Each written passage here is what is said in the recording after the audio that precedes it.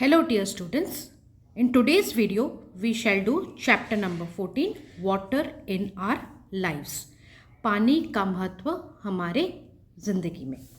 की पॉइंट्स जो डिस्कस करेंगे वो है सोर्सेज ऑफ वाटर, मतलब पानी आते कहाँ से हैं, वाटर फॉर इरिगेशन, खेती के लिए पानी कहाँ से आता है, and the properties of water.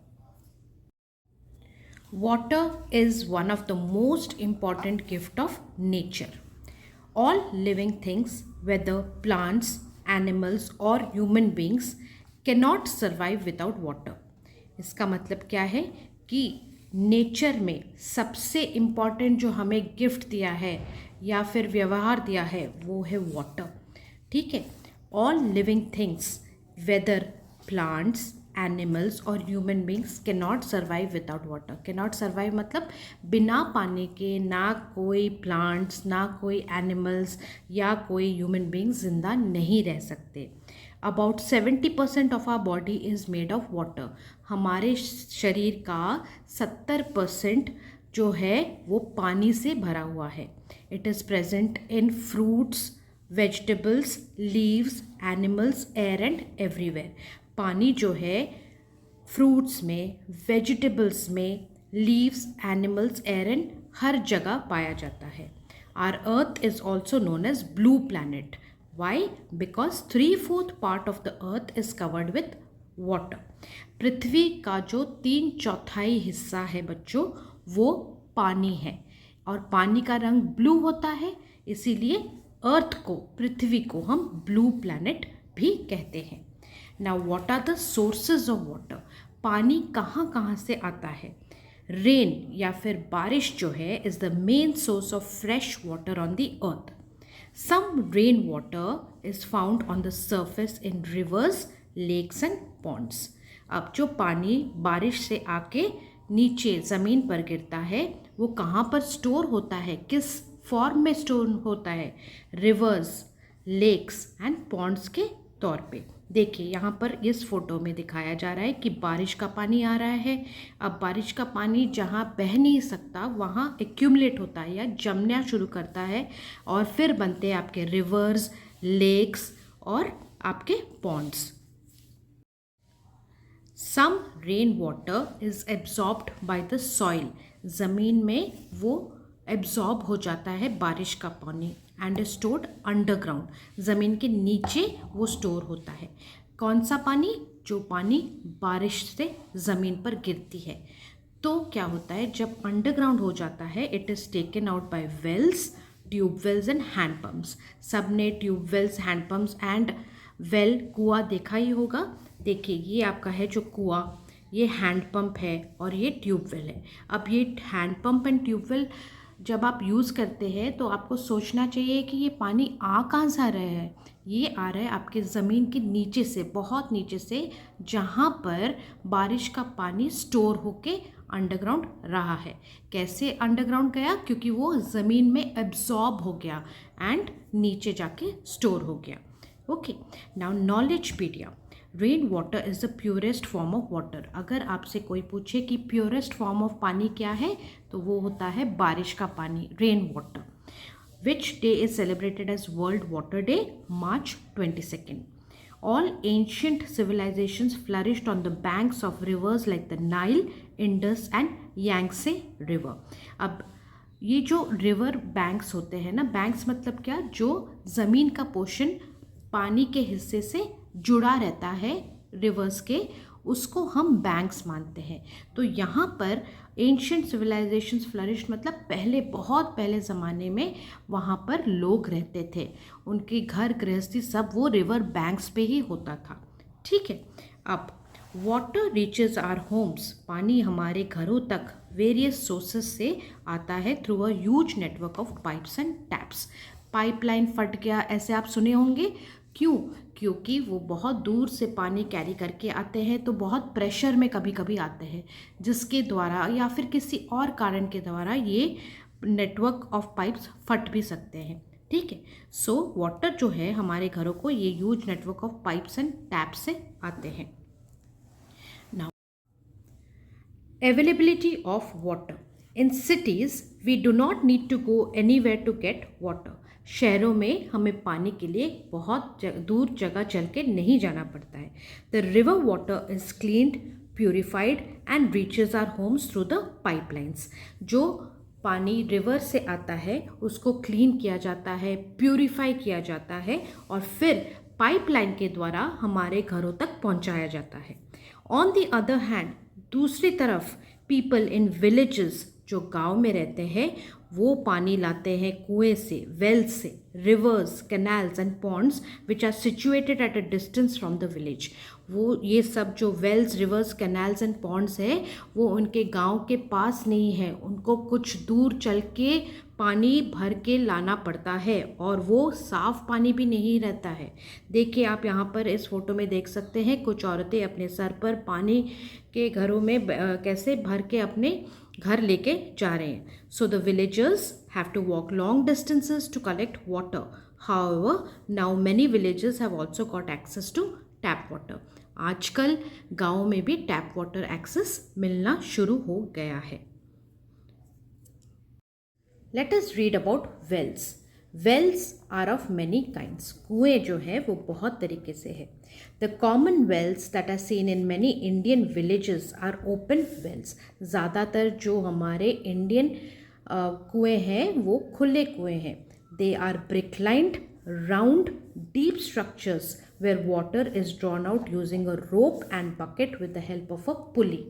तो हमारा जो इंडिया में जो कुएँ हैं वो बहुत ही गहरे हैं, डीप स्ट्रक्चर्स हैं एंड राउंड शेप में हैं ज़्यादातर, जहाँ पर बहुत नीचे पानी होने के द्वारा उसको हमें खींचना पड़ता है एक पुली सिस्टम में।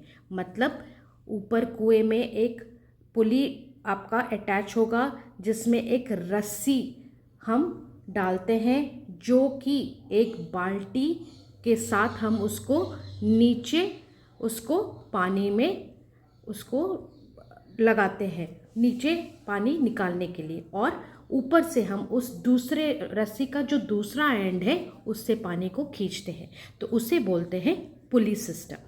ठीक है, एक एंड में एक एंड रस्सी का बाल्टी में से जुड़ा होता है और दूसरा एंड रस्सी का हमारे हाथ में होता है, और बीच वाला हिस्सा जो होता है रस्सी का वो जाता है वो पुली के अंदर।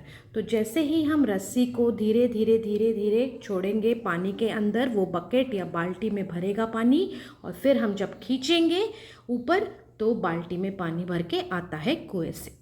अब नेक्स्ट हम पढ़ेंगे बावली के बारे में। बावली का दूसरा शब्द है स्टेप वेल, मतलब यहाँ पर सीढ़ियाँ होती है नीचे जाने के लिए पानी में। It is the ancient type of wells with an unusual design.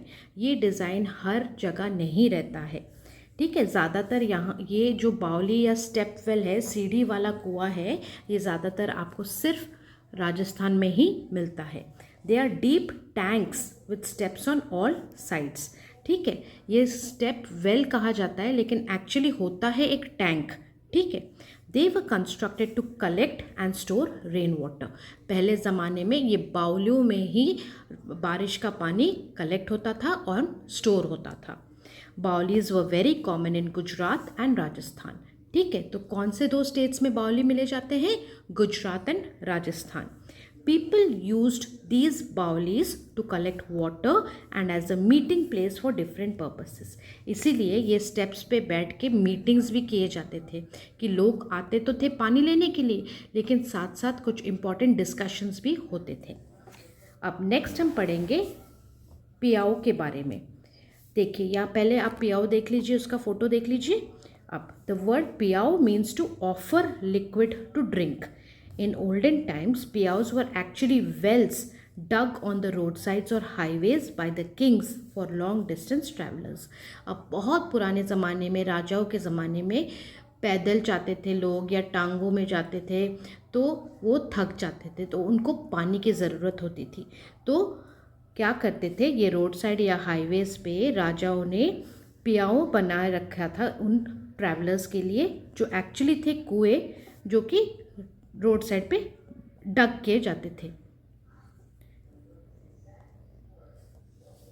In modern times earthen pots filled with water are kept on the road side. आजकल लेकिन वो पियाऊ का जो कॉन्सेप्ट था कि वो कुआं था पहले, बट आजकल ऐसे एक आपने हर जगह रास्ते पे देखा होगा, लोग ऐसे रख रहे हैं मटके में, तो उसको हम पियाऊ बोलते हैं। People can drink water free of cost. ये आपको पैसे दे के पानी नहीं पीना होता है, ये फ्री ऑफ कॉस्ट होता है। These piyaus are maintained by charitable organisations. Charitable मतलब जो चैरिटी करते हैं, जो फ्री में कुछ काम करते हैं, कुछ दूसरों का भला करना फ्री में, उसको हम चैरिटी बोलते हैं। तो दीज चैरिटेबल ऑर्गेनाइजेशंस ज़्यादातर क्या होते हैं, आपके मंदिर टेम्पल्स होते हैं, गुरुद्वारा होता है, या फिर लोकल रेसिडेंट्स, या फिर जो आपके आसपास के नेबरिंग लोग हैं जो चैरिटी करना चाहते हैं, दूसरों की मदद करना चाहते हैं, वो ऐसे पियाओं साइड्स में रखते हैं, रोड साइड में रखते हैं। Now people usually carry bottled water और even water coolers along with us while travelling. अभी हम ट्रैवल करते वक्त ज़्यादातर पानी बॉटल्स में या वाटर कूलर्स में लेकर चलते हैं। Water for irrigation. Water is a very important part for plants to grow.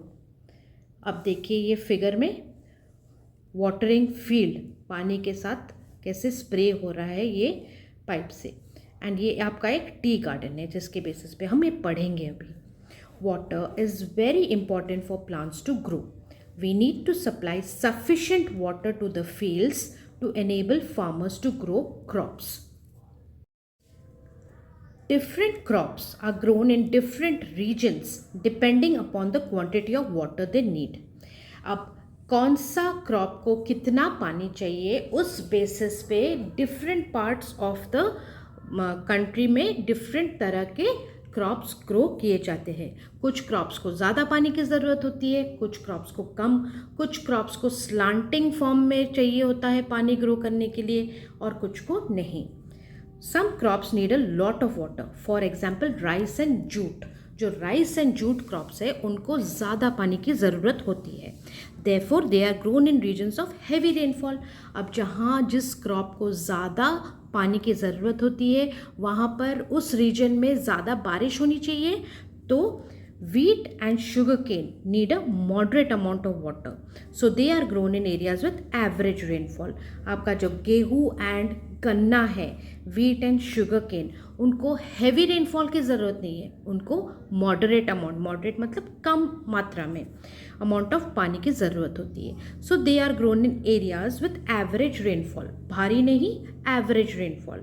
Millets are grown in dry areas as they need less water. Millets आपके ड्राई एरियाज़ में ग्रो करते हैं क्योंकि उनको ज़्यादा से ज़्यादा पानी नहीं, कम पानी चाहिए होता है। Tea and coffee are grown on hill slopes where water is available in plenty. ठीक है, अब rain is the main source of water for crops. Crops का मेन सोर्स ऑफ पानी क्या है? रेन है। However rainfall in India is irregular, मतलब एक फॉर्मेट या एक रेगुलर फॉर्म में नहीं होता है बारिश, कभी ज़्यादा बारिश हो जाएगा, कभी कम बारिश हो जाएगी। तो rainfall in India is irregular and seasonal, season to season भी रेनफॉल वेरी करता है। All parts of our country do not receive adequate rainfall. अब जितना बारिश केरला में होता है ज़रूरी नहीं है कि उतना ही बारिश राजस्थान में हो रेनी सीजन में। इसका मतलब यही है कि all parts of our country do not receive adequate rainfall. Therefore alternate source of supply of water to the fields is required. अब जिस जगह पे ज़्यादा पानी चाहिए लेकिन वहाँ पे उतना मात्रा में बारिश नहीं हो रही है, तो alternate sources of water supply भी किया जाता है। The process of supplying water artificially, मतलब natural source से नहीं, जो कि आपका बारिश का पानी है, लेकिन artificially from rivers, tube wells and wells to the fields through a system of canals, pipes and ditches is called irrigation. ठीक है, तो बारिश का पानी तो नेचुरल सोर्स है, उसको छोड़ के जब हम पानी सप्लाई करते हैं आर्टिफिशियल तरीके से, कहाँ से? आपके रिवर्स से, ट्यूबवेल से एंड वेल से। कहाँ तक? खेतों तक, टू द फील्ड्स। कैसे? Through a system of canals, pipes and ditches, that is called irrigation. The following various methods are used for irrigation. Wells and tube wells is the first method used for irrigation. Villages, गांव वाले जो है, they dig wells, कुएं खोदते हैं to bring ground water to the surface. ज़मीन के ऊपर तक लाने के लिए गांव वाले जो होते हैं कुएं खोदते हैं ताकि ग्राउंड वाटर जो ग्राउंड के नीचे है उसे हम ग्राउंड वाटर बोलते हैं, तो उसको सरफेस तक लाने के लिए, ऊपर तक लाने के लिए villagers dig Wales.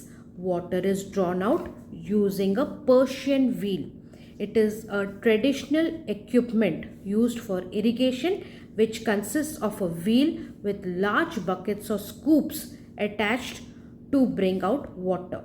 If the groundwater lies at a great depth, then a deep hole is dug and water is brought up using an electric pump and long tube called tube well. अब आपने जब गांव में देखा होगा कि एक बड़ा सा कुआं होता है और उसमें एक व्हील कैसा होता है, व्हील भी गोल होता है, राउंड होता है. अब उस गोले में ही हम बहुत सारे बाल्टियां जोड़ते हैं जो कि पानी निकालता है. Water is drawn out using a Persian wheel. It is a traditional equipment, मतलब बहुत सालों से चला आ रहा है खेतों में पानी डालने के लिए.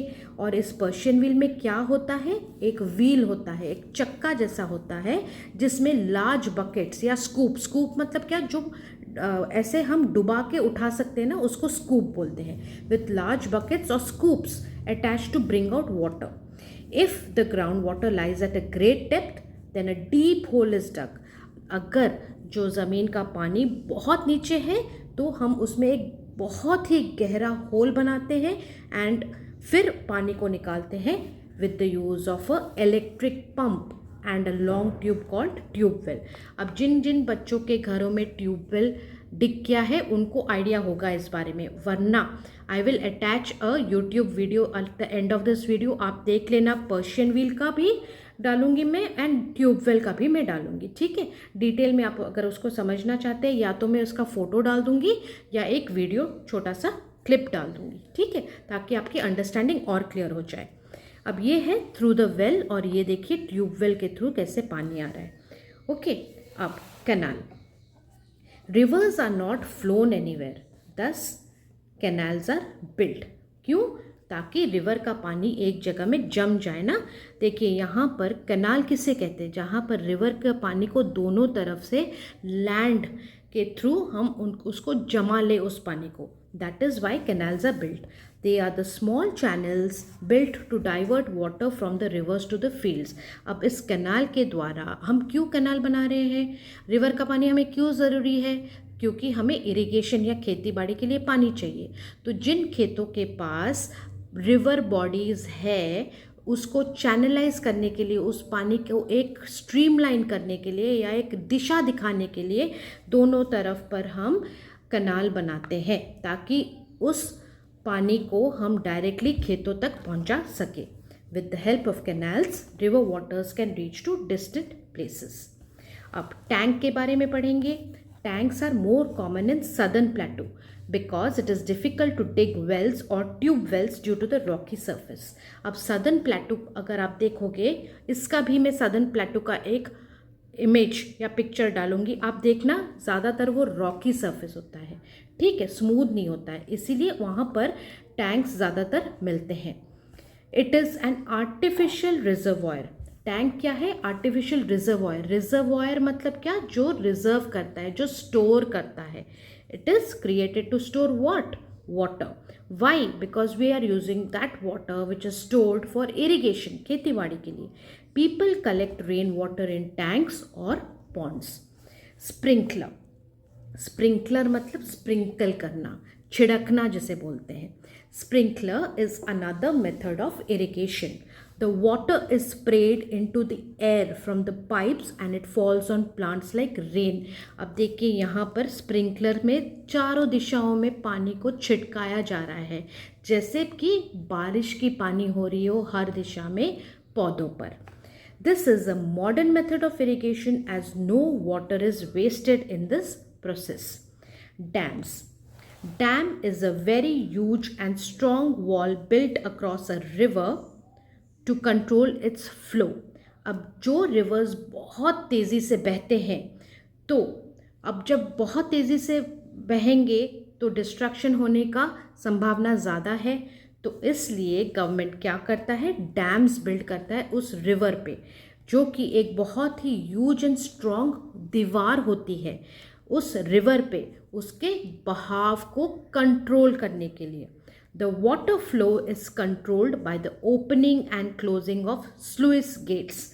अब देखिए 1 2 3 4 5 जो है ना, ये सब स्लुइस गेट्स है, ठीक है। और यही गेट्स को अगर हमने बंद कर दिया तो पानी नहीं आएगा, पानी इसको खोल दिया तो पानी आएगा, बहेगा, ठीक है। तो कंट्रोल उस स्लुइस गेट्स के द्वारा किया जाता है। Next is windmill. A windmill uses wind energy to draw water from a well. कुएं से पानी निकालने के लिए एक विंडमिल क्या करता है, हवा का जो एनर्जी है उसे यूज़ करता है। अब रेन के बारे में पढ़ेंगे। Now rain is the main source of water for crops. However rainfall in India is irregular and seasonal, मतलब season to season rainfall very करता है। All parts of our country do not receive adequate rainfall. हमारे भारत में हर state को sufficient quantity में बारिश नहीं मिलती है। Therefore, alternate sources of supply of water to the fields, to the खेतों को ज़रूरी है। The process of supplying water artificially from the rivers, tube wells and wells to the fields through a system of canals, pipes and ditches is called irrigation. अब हम पढ़ेंगे properties of water. पानी के क्या प्रॉपर्टीज हैं। Water has the unique property of being able to exist in all 3 forms on the earth. 3 forms of water क्या है, solid, liquid and gas. Solid form of water जो है आपका ice है, बर्फ़ है। Solid मतलब क्या है, जमा हुआ, और जमा हुआ पानी को हम क्या बोलते हैं, आइस बोलते हैं ना। आपके फ्रिज में क्या मिलता है, आइस मिलता है फ्रीज़र कंपार्टमेंट में, जो कि वो क्या है, वो पानी ही है जमे हुए स्टेट में।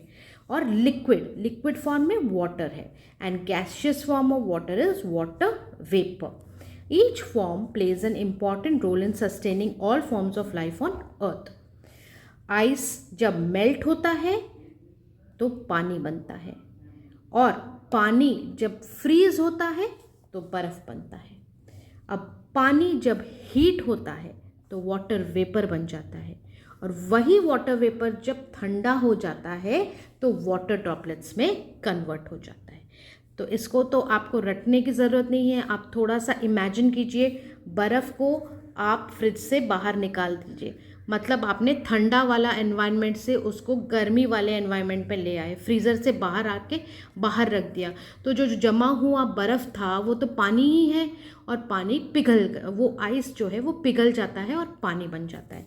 तो आइस जब मेल्ट होता है पानी बन जाता है, और पानी को जब हम फ्रीज़र में डालते हैं तो क्या बन जाता है, जम जाता है, आइस बन जाता है, क्योंकि बहुत कोल्ड टेम्परेचर में पानी जो है आइस में कन्वर्ट हो जाता है, ठीक है। अब वाटर को गर्म करेंगे तो वाटर वेपर बन जाता है, ठीक है। बट अगर हमने पानी को फ्रीज़ किया तो आइस बन जाता है, पानी को गर्म किया वाटर वेपर बन जाता है। अब उसी वाटर वेपर को कूल किया तो वाटर बन जाता है, और उसी वाटर को फ्रीज़ किया तो आइस बन जाता है, ठीक है। Now a water wheel has a bucket fitted on a well and rotated by oxen. जो आपके ऑक्स है वो रोटेशन में हेल्प करते हैं। The buckets go into the well and come up with water which is sent to the fields by channels. This is something like your Persian wheel only. Now water is a tasteless. पानी का कोई test नहीं होता है, no colour and odourless. ना ही कोई smell, ना ही कोई कलर, ना ही कोई टेस्ट होता है पानी का। It takes the shape of the container in which it is poured. अगर आपने उसको एक बॉटल में डाला तो बॉटल का शेप ले जाएगा, अगर आपने उसको किसी पतीले में डाला तो उस पतीले का शेप ले जाता है। So basically it takes the shape of the container in which it is poured. Liquids occupy space. अब जो पानी है वो स्पेस ऑक्यूपाई करता है। अब देखिए वाटर बॉटल्स तीनों डिफरेंट शेप के हैं, तो पानी का शेप थोड़े ना है, नहीं, पानी उस कंटेनर जिसमें डाला जाता है उसका शेप लेता है, ठीक है। In other words liquids have volume. The volume of the liquid is generally understood to be the capacity in which it is filled. The volume of liquid is measured in liters or milliliters. 1 liter is 1000 milliliters. तो पानी को हम major कर सकते हैं volume में, ठीक है, और that is done with the help of a measuring can. Large quantities like water, milk, petrol, kerosene, diesel are measured in liters. जो बहुत मात्रा में कुछ लिक्विड होता है जैसे पानी, मिल्क, पेट्रोल, केरोसिन, डीजल, उसको हम लीटर्स में मेजर करते हैं. बाकी जो smaller quantities like honey, cough syrup, shampoo, creams, ये सब मिलीलीटर्स में मेजर किया जाता है.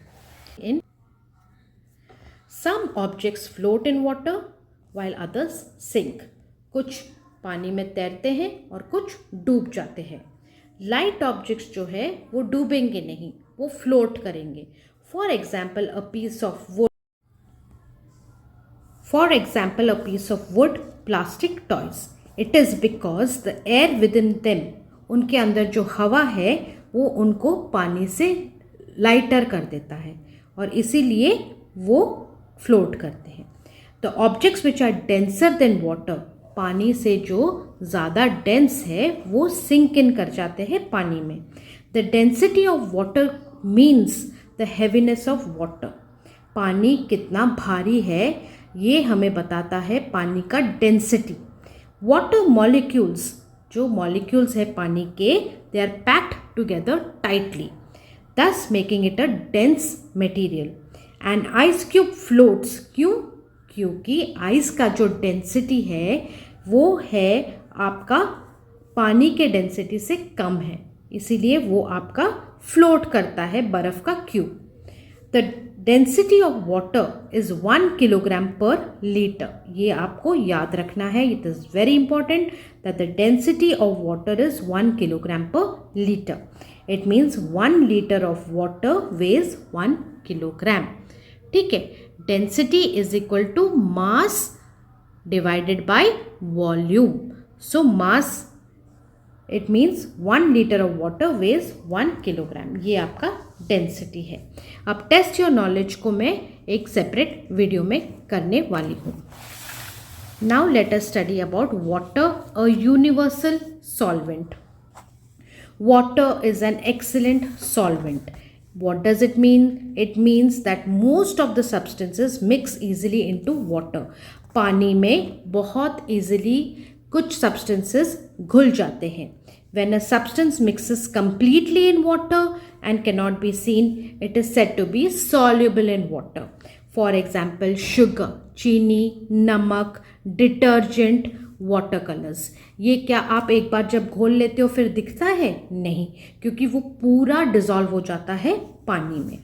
When a substance mixes with water, a solution is formed. A solution is a mixture of 2 or more things. The medium, जिस माध्यम में एक सब्सटेंस डिजॉल्व होता है उसको हम बोलते हैं सॉल्वेंट. द सब्सटेंस जो उस सॉल्वेंट में डिजॉल्व होता है उसको हम बोलते हैं सोल्यूट. तो इसका आप डिफरेंस समझ में आया? सोल्यूशन पहले समझिए, फिर सॉल्वेंट क्या है और सोल्यूट क्या है आपको समझ में आ जाएगा. सोल्यूशन जो है वो एक मिश्रण है 2 या 2 से अधिक चीज़ों का. अब जिस मीडियम में एक सब्सटेंस को हम डिजॉल्व करते हैं या डालते हैं उसको हम सॉल्वेंट कहते हैं. The substance which dissolves in a solvent is called a solute. अब एग्जाम्पल सुनिए. पानी, पानी में हम चीनी डाल रहे हैं. अब पानी आपका सॉल्वेंट हुआ, ठीक है, जिसमें हम एक सब्सटेंस को डालेंगे उसको सॉल्वेंट बोलते हैं. तो पानी आपका सॉल्वेंट हुआ, उसमें हमने सोल्यूट को डाला, मतलब चीनी को डाला, तो वो पूरा घुल जाएगा. तो यहाँ पर इस केस में क्योंकि हम चीनी को पानी में डाल रहे हैं तो चीनी आपका हुआ सल्यूट और में तो पानी हुआ आपका सॉल्वेंट। ठीक है। अब there are many substances which do not dissolve in water. They are said to be insoluble in water. For example, chalk, sand, plastic, metal. आप में तो पानी हुआ आपका solvent. ठीक है। अब there are many substances which do not dissolve in water. They are said to be insoluble in water. For example, chalk, sand, plastic, metal. There are some substances which do not dissolve in water. ये तो हमने जाना। Water is one of the most important and valuable natural resources. We must adopt different measures to control its wastage and conserve it. पानी का wastage कम करना चाहिए और उसको ज़्यादा से ज़्यादा कंजर्व या प्रिजर्व करना चाहिए। Now read and recall. Water is a valuable natural resource.